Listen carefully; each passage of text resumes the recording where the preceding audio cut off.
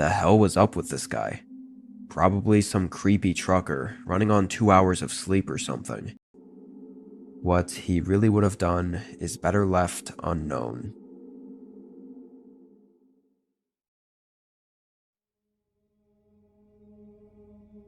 This was during a road trip last summer. I was taking a long route home from visiting a few relatives, so I was driving about 4 hours each day to a different destination. This was after my last stop. Everything left on the last 8 hours of driving home was just empty woods as far as I knew. There was another city I wanted to stop at, but it was just too far out of the way for me to justify stopping there. From my previous stop, I left at 6 p.m. to get to my final Airbnb that I had booked at a cabin about 2 hours away. It happened to be on the route home, so that's why I went with it. I figured it'd be better than whatever cheap and crappy motel there was along the road.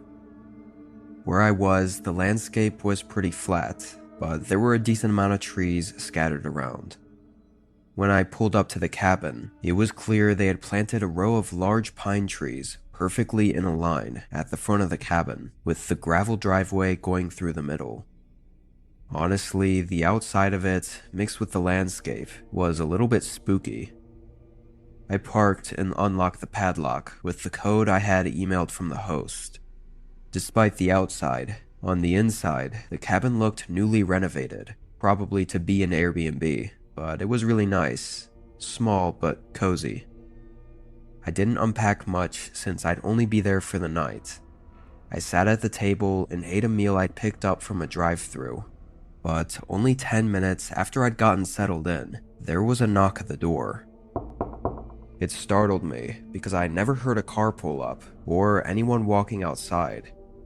I got up and answered the door. There was a man, looking about 40-ish, with a gray and black beard and shaved head. "Hi, I was just stopping by to make sure you got in and everything was good," he said with a smile. Knowing it was just the host now, I said I was good and it was all great. I then said goodnight and shut the door. I thought it was a bit strange he showed up unannounced just to ask if I was okay, but I thought he must have lived close by or maybe even on the other side of the property or something. Also, it's worth mentioning that the guy had an unusually strong odor coming from him.